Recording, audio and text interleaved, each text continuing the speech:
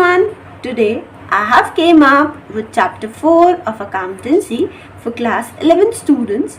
So without wasting time, let's start the chapter. The chapter name is Process and Basis of Accounting. It is quite very simple chapter, very easy chapter, and most of the things we have covered up in the chapter 1. I'll provide the link in the description box. You can check out from there. I'll provide the link of whole playlist so you can study the remaining chapters as well.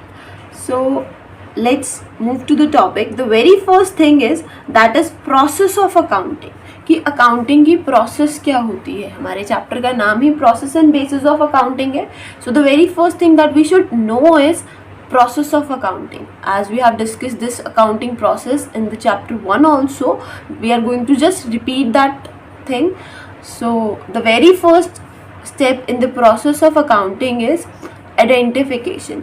आपको अपनी transactions को identify करना होता है कि जो transactions है वो फॉर श्योर मॉनेटरी टर्म्स में होंगी ही होंगी. अगर किसी चीज़ को कोई ट्रांजेक्शन ऐसी है जिसको आप मॉनेटरी टर्म में आइडेंटिफाई नहीं कर पा रहे हो तो you will not record that transaction. तो वो चीज़ हम अकाउंट्स में रिकॉर्ड नहीं करते बिकॉज हमें पता है कि we record only quantitative factors not qualitative factors. So हम सबसे पहले ट्रांजेक्शन आइडेंटिफाई करेंगे कि ट्रांजेक्शन हुई है या नहीं हुई. अब वो ट्रांजेक्शन हम कैसे आइडेंटिफाई कर सकते हैं. मोस्टली हमारे पास वाउचर्स होंगे. वाउचर्स यानी हमारे पास कैश मेमोज हो सकते हैं, इनवॉइसेस हो सकते हैं, हमारे पास चेक बुक से, पासबुक से, पेन स्लिप से, ये सब वाउचर्स हैं. तो इन्हीं से हमें पता चलता है कि ट्रांजेक्शन हुई या नहीं हुई. So the second thing is preparing vouchers. अब जैसे ही हमें पता चला कि ट्रांजेक्शन हैपन हुई है फर्म में तो हम उसके बिहाफ पे वाउचर्स बनाते हैं यानी सोर्स डॉक्यूमेंट्स बनाते हैं ताकि हम उनके बेसिस पे फर्दर एंट्रीज कर सकें. हमें पता है कि जो वाउचर्स हैं वो फर्म की इंटरनल वर्किंग के लिए बनाए जाते हैं. तो हम इसकी डिटेल भी अपकमिंग चैप्टर्स में have. So the next step is recording. Vouchers बनाने के बाद we record the transaction for the very first time in journal as we all know. Fine. Then we post the journal entries into a ledger account. ये पूरी जो accounting की process है, you'll have a quick study on this process throughout your class 11th accounts. तो हम laser journal बनाने के बाद we post the entries into ledger. After ledger we prepare trial balance ताकि हम अपने एरर्स को आइडेंटिफाई कर सकें. हर एरर ट्रायल बैलेंस से आइडेंटिफाई नहीं होता लेकिन some of the errors can be identifiable with the help of trial balance. So the basic funda to make trial balance is to identify the errors, to detect the errors. And after making trial balance we prepare financial statements. जो हमें पता ही है कि हमारी trading profit and loss account होती है और हमारी बैलेंस शीट होती है जिससे हमें अपने फाइनेंशियल पोजीशन का पता चलता है. So now the next topic is basis of accounting. कि हम अकाउंटिंग परफॉर्म तो करते हैं लेकिन हम किस बेसिस पे अकाउंटिंग परफॉर्म करते हैं. तो majorly there are two basis of accounting, cash basis and accrual basis. So सबसे पहले हम मतलब समझते हैं. कैश बेसिस यानी जितनी भी कैश की ही ट्रांजेक्शन्स हैं, हमने जो चीज़ें कैश वाली ट्रांजेक्शन मतलब जिन चीज़ों के लिए या तो हमें कैश रिसीव हुआ है या हमने कैश पे किया है, सिर्फ और सिर्फ उन्हीं चीज़ों को रिकॉर्ड करना is done under cash basis.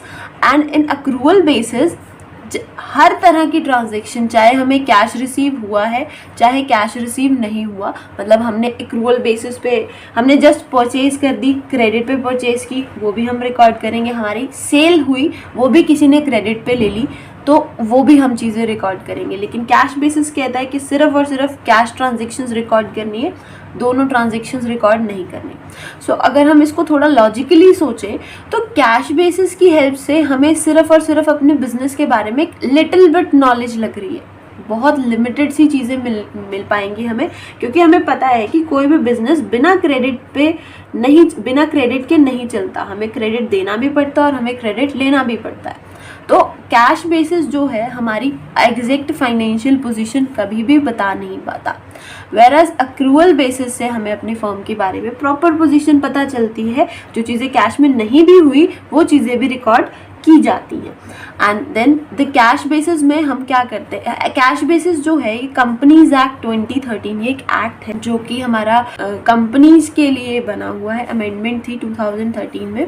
तो इस एक्ट के अंदर भी कैश बेसिस की कोई रिकॉग्निशन नहीं है कि कंपनीज को कैश बेसिस पे चीज़ें रिकॉर्ड करनी चाहिए या नहीं करनी चाहिए। तो ऐसी कोई स्टेटमेंट या कैश बेसिस वाला कोई सीन नहीं है उस एक्ट के अंदर। कंपनीज एक्ट 2013 में एक्रूअल बेसिस के बारे में स्टेटमेंट दी हुई कि हमें हर एक ट्रांजेक्शन रिकॉर्ड करनी है whether the cash is received और नॉट, राइट। तो अब कैश बेसिस में रेवेन्यू और कैपिटल दोनों तरह के, ये दोनों नेचर्स होते हैं।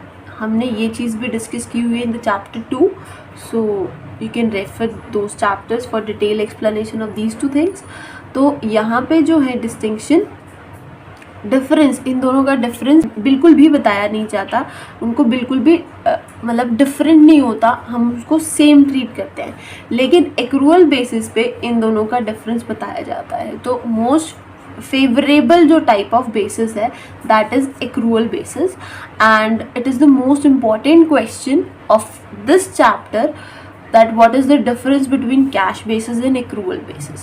So now let's check out what are the advantages or disadvantages. Cash basis के advantages क्या होंगे? Obviously कि it is quite simple, बहुत ज़्यादा simple है, रियलिस्टिक है, कंजर्वेटिव चीज़ों को लेके चल रहे हैं कि अगर होगा तो लिखेंगे। अगर मान लो हमें पैसा, हमने क्रेडिट पे किसी को सामान दे दिया लेकिन हमें पैसा रिसीव ही नहीं हुआ तो हमें वहाँ पे लॉस शो करना पड़ेगा। इट्स बेटर कि not to record the things according to cash basis. और यहाँ पे जो है पर्सनल जजमेंट की कोई भी चीज़ें नहीं होती, पर्सनल जजमेंट से ये फ्री होता है बिल्कुल। और now what are the advantages of accrual basis. सबसे पहली बात कि हमारी जो प्रॉफिट एंड लॉस की सिचुएशन है वो बिल्कुल ट्रू डिपिक्ट करता है, बिल्कुल एक्चुअल चीज डिपिक्ट करता है। And the second thing is matching principle of accounting को भी फॉलो करता है, एंड इससे जो है हमारी कंसिस्टेंसी भी मेंटेन रहती है कि हमें ईयर टू ईयर जो है सेम चीज़ें करनी। तो these are the advantages of these two methods. And what are the disadvantages कि सबसे पहले तो एक्रूअल बेसिस जो है कैश बेसिस की तरह सिंपल नहीं है, बिल्कुल भी थोड़ा सा कॉम्प्लेक्स है। कि कैश बेसिस में तो हमें पता है कि जो चीज़ें हुई कैश जहाँ जहाँ आया हमने वही वही लिखना है, बट एक्रूअल में हमें थोड़ा सा डिटेल में स्टडी करना पड़ता है। और यहाँ पे जो है हमारी पर्सनल जजमेंट भी लगती है, तो कभी कभी पर्सनल जजमेंट के केस में बायसनेस भी हो सकती है। So it is a disadvantage to the firm. And the disadvantages for cash basis are कि हम बेसिकली अगर हम देखें तो जो एक्रूअल बेसिस की एडवांटेजेस होंगी वही कैश बेसिस की डिसएडवांटेजेस होंगी, क्योंकि कैश बेसिस की ये डिसएडवांटेजेस है तभी तो हमने नया कंसेप्ट इम्प्लीमेंट किया। तो यहाँ से कैश बेसिस से सबसे पहले हम प्रॉफिट एंड लॉस अकाउंट की ट्रू एंड फेयर पिक्चर हमें नहीं मिलती। अगेन कैश बेसिस की अगली डिसएडवांटेज की वो मैचिंग प्रिंसिपल फॉलो नहीं करता।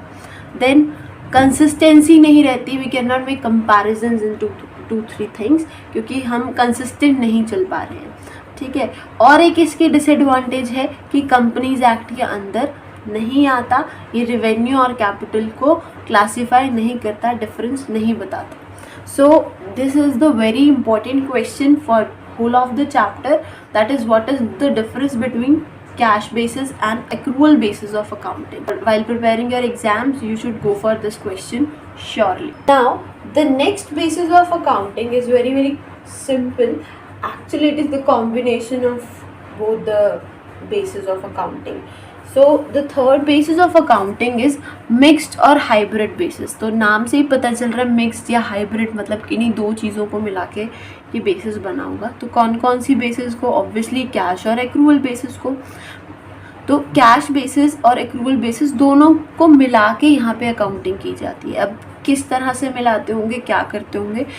कैश वाली तो वो ही सिर्फ एसेट्स और रिवेन्यू, कोई एसेट्स बेच के पैसा आया, रिवेन्यूज कोई अर्न हुए तो उनको हम कैश बेसिस पे रिकॉर्ड करते हैं, और एक्रूअल बेसिस पे हम अपनी लायबिलिटीज़ और एक्सपेंसेस को रिकॉर्ड करते हैं।